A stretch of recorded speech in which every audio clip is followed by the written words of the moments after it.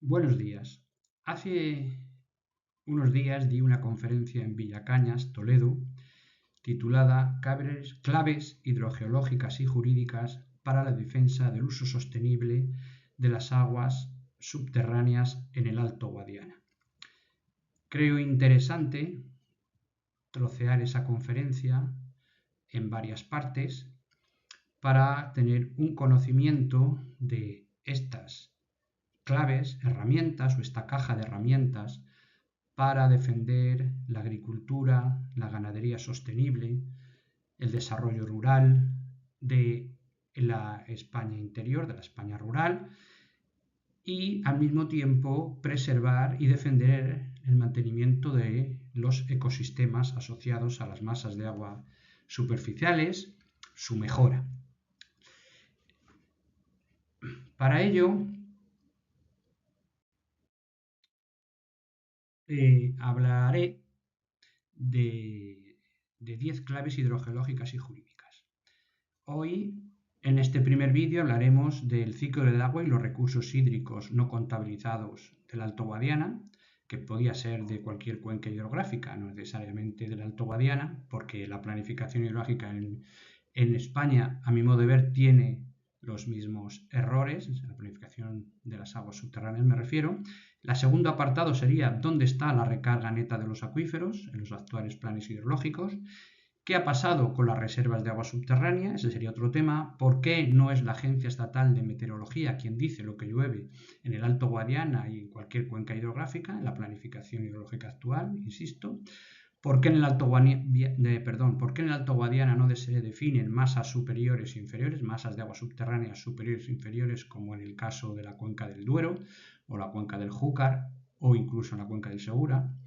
¿A qué denomino el fraude del índice de explotación? El estado cuantitativo de las masas de agua subterránea y los puntos no representativos a la vista de la Directiva Marco y del Reglamento de Planificación Hidrológica. Veremos qué es eso, si estamos midiendo el estado de las masas en pozos que están bombeando y por tanto deben ser nulos sus datos.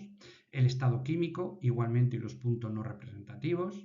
Si estamos midiendo el contenido de nitratos de las masas de agua justo donde más contaminación hay y nada donde no hay, es decir, no estamos obteniendo una visión del conjunto de la masa, sino simplemente de la contaminación puntual en un ámbito territorial muy concreto. ¿Por qué en la Confederación Hidrográfica del Guadiana no hay hidrogeólogos ni hidrogeólogas, con la importancia que es conocer el funcionamiento de los acuíferos confinados? ¿Y por qué no se debate abiertamente sobre la planificación hidrológica con transparencia, con mesas redondas con expertos en hidrogeología? Y por qué pues, todo el tema de las aguas subterráneas la llevan profesionales que no saben cómo funcionan los acuíferos. Me refiero a los ingenieros de caminos, canales y puertos que controlan las confederaciones hidrográficas y que tienen en general una visión muy simplificada de cómo funcionan las aguas subterráneas. Pues son excelentes profesionales en otras cosas, en las infraestructuras lineales, en presas, en canales, etcétera, pero para el conocimiento de los acuíferos y de las masas de agua subterránea y cómo funcionan, hay otro tipo de profesionales que son los geólogos y los ingenieros geólogos.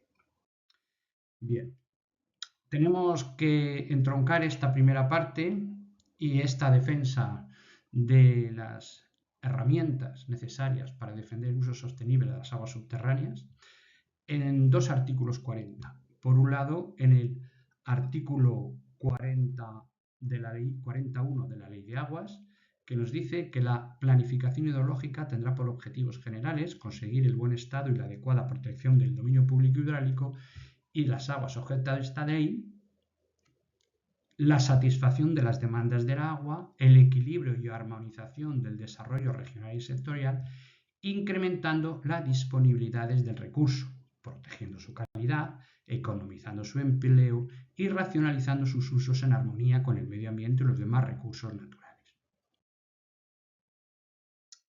Es decir, lo que está diciendo el artículo 40,1 de la Ley de Aguas, por un lado, es compatibilizar el buen estado y la adecuada protección del dominio público y hidráulico, pero también la satisfacción de las demandas de agua, el equilibrio y armonización del desarrollo regional y sectorial, incrementando las disponibilidades del curso. Vemos, por tanto, que es este artículo 40 de la Ley de Aguas, que se relaciona con el artículo 40 de la Constitución española en relación con la planificación económica, es como una balanza que tiene que estar en equilibrio. Por un lado, tenemos que equilibrar el buen estado y la adecuada protección de las aguas superficiales y subterráneas, el buen estado cualitativo y cuantitativo de las masas de aguas superficiales y subterráneas, proteger las riberas, los ecosistemas fluviales asociados, y al mismo tiempo tenemos que fomentar el equilibrio y la armonización del desarrollo regional y sectorial, incrementando las disponibilidades del recurso agua. Esta es la clave fundamental, el mandato que nos da el artículo 40 de la Ley de Aguas. Por tanto, necesitamos ciencia para equilibrar estos dos platos de la balanza. No vale solo preservar los ecosistemas fluviales y hacer que la gente no pueda utilizar el agua subterránea y que tenga que abandonar el campo y que se caigan los techos de las casas y que cada vez haya una España vaciada mayor porque no se permite el uso de las aguas subterráneas a generar pequeñas explotaciones agrícolas y ganaderas y se dejan los campos para que sean ocupados por parques eólicos, fotovoltaicos, macrogranjas, plantas de biogás, etc. Ni tampoco estamos diciendo que hay que supeditar el buen estado de los ecosistemas al desarrollo regional y sectorial para frenar el despoblamiento rural y para que todo el mundo amplíe sus rentas y porque hay que disponer el recurso, caiga quien caiga. No. Estamos viendo estos platos de la balanza, este equilibrio. Y para esto, para equilibrar estos preceptos, estos principios de la Ley de Aguas, hace falta ciencia. Y en mi opinión, en el caso de las aguas subterráneas, hace falta ciencia hidrogeológica, de la que carecen muchas confederaciones. Es decir, sí se puede hacer, sí se puede equilibrar los platos de la balanza y nos hacen falta, vamos a ver qué herramientas jurídicas e hidrogeológicas lo posibilitan. En primer lugar, aunque parezca simple y sencillo, vamos a ver que tenemos muchos errores conceptuales sobre lo que es el ciclo del agua. En primer lugar, quería recordar que en el año 2022 la UNESCO, la ONU, determinó que el Día Mundial del Agua fuera dedicado a las aguas subterráneas, que decía que había que hacer visible lo invisible. Decía que el 99% del agua líquida y dulce del planeta es agua subterránea y que las aguas subterráneas representan, como digo, el 99% del agua líquida de la Tierra. Sin embargo, dice, este recurso natural está a menudo mal comprendido y en consecuencia infravalorado, mal gestionado y incluso abusado. Según la última información de las Naciones Unidas sobre el desarrollo de los recursos hídricos en el mundo, publicado por la UNESCO, el enorme potencial de las aguas subterráneas y la necesidad de gestionarlas de forma sostenible no pueden seguir siendo ignorados. Repito, el 99%, según la ONU, del agua líquida y dulce del planeta es agua subterránea. Esto es muy importante. Vamos a ver un ejemplo de un modelo de ciclo hidrológico muy sencillo que se explica en los colegios de toda América Latina e incluso Estados Unidos, del Servicio Geológico de los Estados Unidos, donde vemos que el ciclo del agua tiene dos colores, por decirlo de alguna manera. Un color verde en relación con la Tierra y un color que vemos al final del esquema de color marrón. Bueno, como todos es sabido, el agua de la lluvia moja los campos, la tierra, a partir de ahí con el sol se evapotranspira a través de los bosques y de las plantas, vuelve a llover, hay un caudal que circula por los ríos, parte de esa agua se infiltra en el territorio, como vemos abajo, dando lugar a la recarga de las aguas subterráneas, por un lado, y por otro lado, como vemos abajo, al agua subterránea almacenada y esto es muy importante, a la circulación del agua subterránea al margen y aparte de la circulación de agua subterránea que ha emergido a través de manantiales y lechos de los ríos a los cauces y va de forma superficial al mar.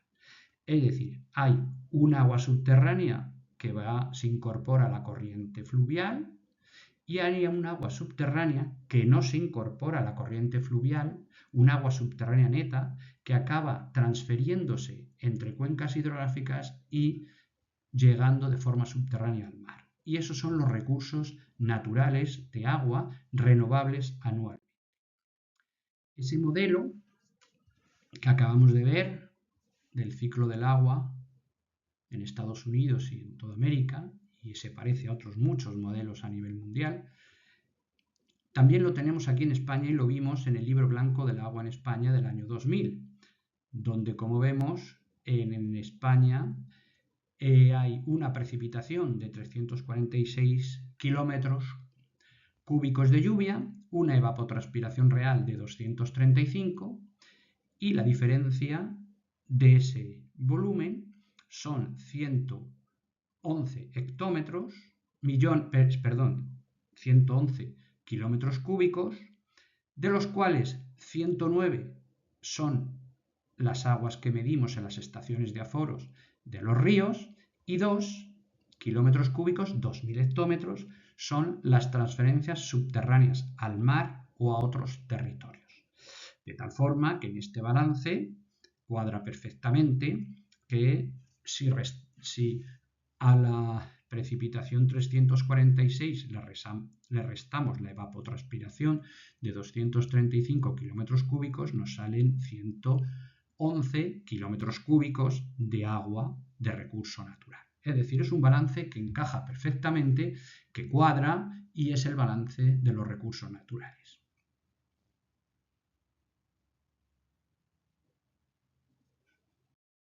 Bien. Decía el Libro Blanco en este sentido que se admite que los recursos hídricos de un área coinciden con sus recursos totales, superficiales y subterráneos, renovables, es decir, con el balance de su territorio. En nuestro caso, como acabamos de ver, estos serían de 111 kilómetros cúbicos año, 109, lo que hemos dicho fluvial, más 2, que son las transferencias laterales, dice valor ligeramente superior a las aportaciones totales de los ríos. Por tanto, tenemos que tener claro que hay un valor de 2 kilómetros cúbicos que no vamos a poder nunca medir en las estaciones de aforo de los ríos, que no es un agua fluvial, que es un agua subterránea, que forma parte del ciclo hidrológico y que tenemos que contabilizar. Insistimos, como decíamos antes, en el esquema ese, si a la lluvia caída en un territorio, en una cuenca, en un municipio, en una subcuenca, en el área que consideremos, le restamos la evapotranspiración real caída, nos va a dar un valor, en este caso, de 111 kilómetros cúbicos, como decía, que coincide, es igual, como hemos dicho, a la aportación de la red fluvial, 109, más las transferencias subterráneas, 2. Total, 111 kilómetros cúbicos de precipitación menos evapotranspiración, de esa resta, es igual a los 11 kilómetros cúbicos que vemos salir por los ríos y de forma subterránea transferirse entre cuencas hidrográficas o al mar.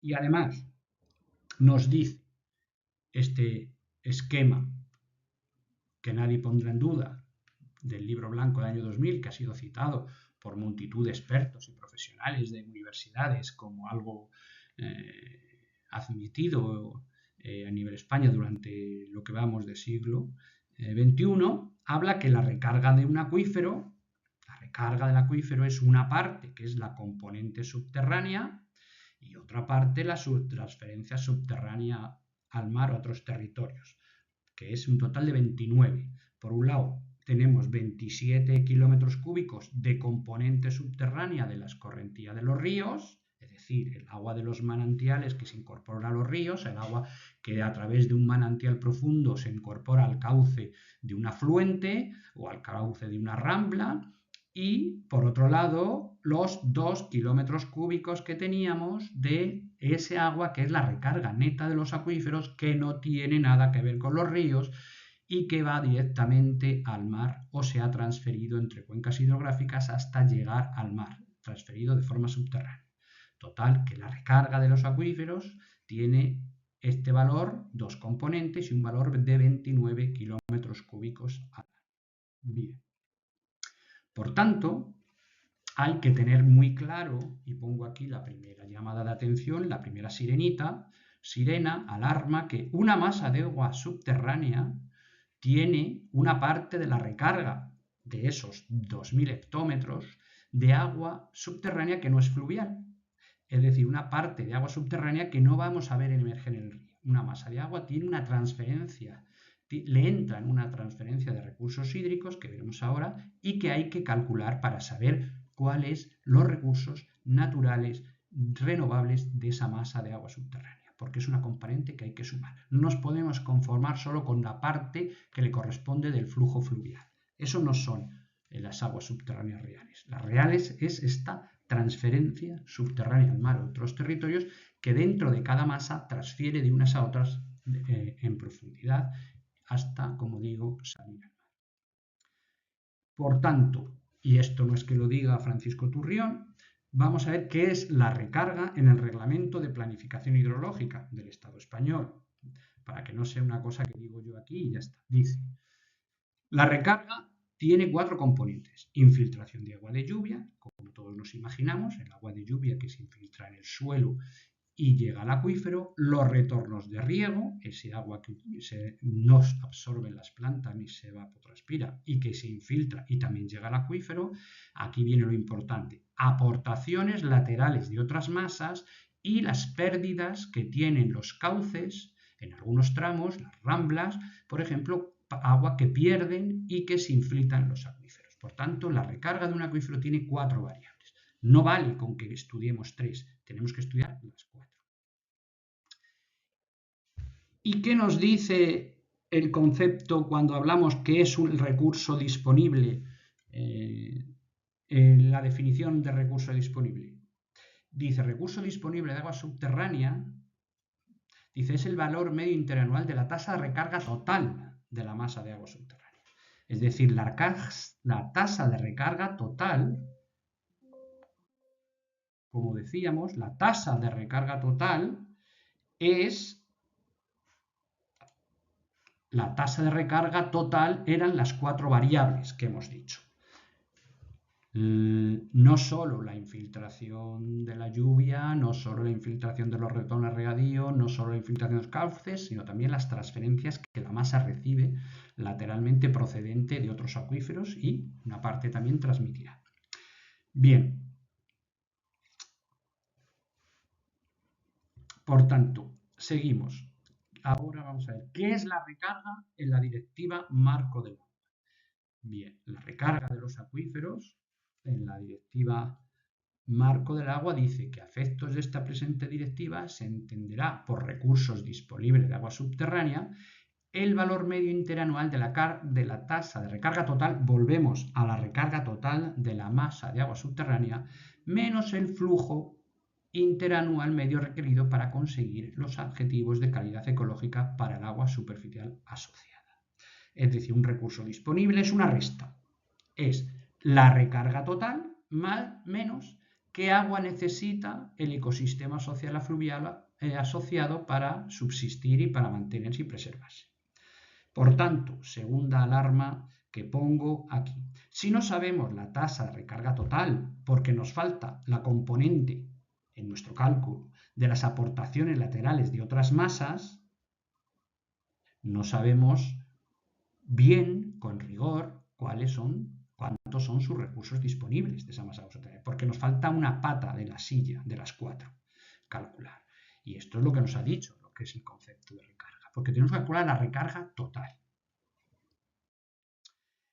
Ahora vamos a hablar de otros aspectos, otros conceptos que son las transferencias subterráneas, que decíamos en el esquema del ciclo hidrológico, en este caso entre la cuenca del Guadiana y otras cuencas, y también vamos a ver el caso de qué son los acuíferos compartidos. Es decir, vamos a ir desmenuzando esa variable del ciclo hidrológico que veíamos veíamos en la parte inferior, esos 2 kilómetros cúbicos de transferencias subterráneas al mar o a otros territorios. Bien. Según la documentación oficial del Ministerio para la Transición Ecológica y el Reto Demográfico, que es el organismo competente en la planificación hidrológica de las masas de agua subterránea en España, resulta que hay un catálogo, por fin, de acuíferos compartidos en cumplimiento de un artículo de la Ley del Plan Hidrológico Nacional, y nos dice que en el caso del Guadiana hay en total 4 masas de agua subterránea, cuyos recursos se comparten con otras masas, o sea, que tiene transferencias subterráneas de esa masa de agua subterránea del Guadiana a otras cuencas. Por ejemplo, la masa denominada Campo de Montiel está compartida con el Guadiana y el Guadalquivir. Por otro lado, otra masa también del Guadiana que se llama Ayamonte, Lepe, Cartaya, está compartida entre la cuenca del Guadiana y la cuenca Tinto del Piedras, que es una cuenca intracomunitaria de competencia de la Junta de Andalucía. Otra masa, la denominada Sierra de Aracena, que está compartida con el Tinto del Piedras. Y por último, la masa Rus Valdelobos, que está básicamente en Cuenca y Albacete, que tiene una parte de sus recursos, se comparten con la cuenca del Júcar. Además, en la Ley 10/2001 del Plan Hidrológico Nacional, decía la Ley del Plan Hidrológico Nacional, son eso uno, que el Campo de Montiel tiene una transferencia a lo que entonces se llamaba Guadiana 1, que es ahora en la misma cuenca, de 130 hectómetros y 10 hectómetros al Guadalquivir. Y así la otra masa, el Monte Marismas, aquí decía que tenía una transferencia de 190 hectómetros a la cuenca del Guadalquivir. Estudios geológicos, hidrogeológicos del Instituto Geológico y Minero de los años 80 ya nos hablaba que la zona de Rus Valdelobos, de la Alto Guadiana, transmitía lateralmente 50 hectómetros cúbicos a la cuenca del Júcar y que la zona esta del Campo de Montiel transmitía 36 hectómetros cúbicos al año a la cuenca del Guadalquivir. Es decir, esto nos está diciendo que el agua subterránea no es fluvial, que las aguas que conforman las masas de agua subterránea no solo tienen una componente fluvial, tienen que tener una componente subterránea que no acaba en los ríos. Es decir, no nos sirve aforar los manantiales y aforar los cauces de los arroyos y de los afluentes y de los ríos para saber qué agua subterránea proviene de una masa de agua subterránea, sino que además tenemos que saber qué agua subterránea se está transfiriendo de una masa a otra masa y de una cuenca hidrográfica a otra cuenca hidrográfica. Por ejemplo, en el caso que estábamos hablando, aquí tenemos la masa de Ayamonte, Lepe, Cartaya, que pertenece tanto al Guadiana como al Tinto del Piedras, en la que se transfiere, la cuenca del Guadiana transfiere al mar 10,29 hectómetros año que van al mar. Aquí este es el esquema geológico de esas formaciones acuíferas, como los recursos que han ido almacenando a lo largo del año hidrológico, al final, en el ciclo, acaban drenándose el mar sin contacto con los ríos. Aquí, en el caso de Rus Valdelobos, tenemos esa transferencia en este caso, se me acaba de pasar la página, de 34,6, creo que es. Otro valor que se me acaba de pasar, que era también un valor importante. Sí, 34,6, efectivamente. Así, la cuenca del Guadiana, las aguas subterráneas de Guadiana, un total de 55 hectómetros cúbicos al año del Guadiana se están transfiriendo. Por el campo de Montiel, 10 hectómetros al Guadalquivir. En la zona de Ayamonte, 10,29 hectómetros al mar. Y en la zona de Rus Valdelobos, la zona de Cuenca, 34,66 hectómetros a la cuenca del Júcar. Esto no es que lo diga Francisco Turrión, esos son datos oficiales del Miteco en su estudio de los acuíferos y masas compartidas.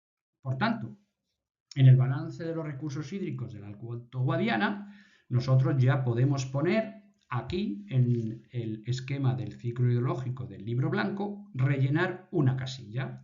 Vamos a rellenar ya la casilla de transferencias subterráneas al mar o a otros territorios y le vamos a poner ahí 55, que son los 55 hectómetros. Por tanto, ahora sí tenemos que calcular los valores de precipitación, evapotranspiración real y aportación a red fluvial, de forma que casen y encuadren y hagan el balance ajustado con las transferencias subterráneas al mar y otros territorios. Vamos a ver si es verdad o no.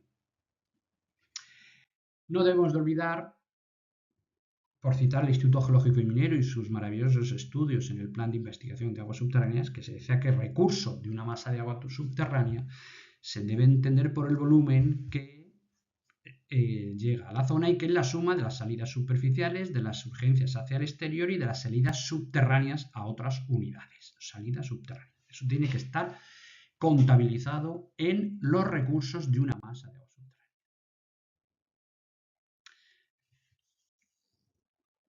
Ahora vamos a ver dónde está la recarga neta en los acuíferos del plan hidrológico del Guadiana. Vamos a ver si este balance que veíamos ahí se ha hecho bien en el Guadiana o falta agua, o hay un agua que no se ha incluido. Vamos a ver las diferentes casillas de nuestro balance hídrico. Bien, ¿quién decide qué son los recursos hídricos de la cuenca del Guadiana, de la cuenca del Guadalquivir, de la cuenca del Tajo, del Segura? ¿Quién decide lo que llueve y lo que se evapotranspira? No es la Agencia Estatal de Meteorología, como sería deseable en mi opinión, sino que es el Centro de Experimentación de Obras Públicas aplicando el modelo SIMPA, que tiene unas limitaciones que vamos a demostrar ahora mismo.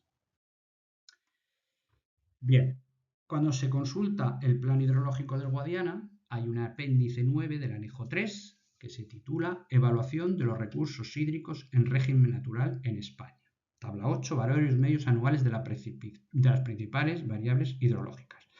Esto de que el CEDES sea quien decide, quien da a cada cuenca hidrográfica un tupperware con los recursos hídricos que tiene y con ellos tiene que calcular y con ellos tiene que ajustar y con ellos tiene que utilizar los modelos matemáticos que quiera para saber las distintas variables y las distintas cuestiones, es algo que está en el Reglamento de Planificación Hidrológica. Es una modificación reciente que introdujo la anterior ministra de Transición Ecológica y el Reto Demográfico, Teresa Rivera, que nos ha privado de que fuera, como decía en la instrucción de planificación, la Agencia Estatal de Meteorología la que certificara lo que llueve en cada cuenca y luego ya nos podríamos de acuerdo en la que es la evapotranspiración real. No, ahora mismo es el CEDEX el que nos dice en cada cuenca, para la serie temporal larga y para la serie temporal corta, nos va a decir cuánto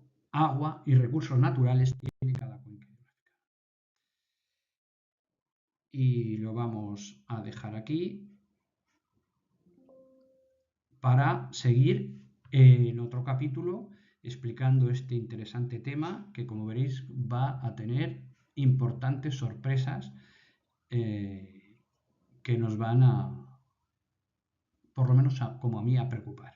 Pues muchísimas gracias por escucharme esta primera grabación y disculpad la novedad y los errores que hayamos podido cometer, pero en fin, poco a poco, como todo en la vida, se va mejorando. Muchas gracias.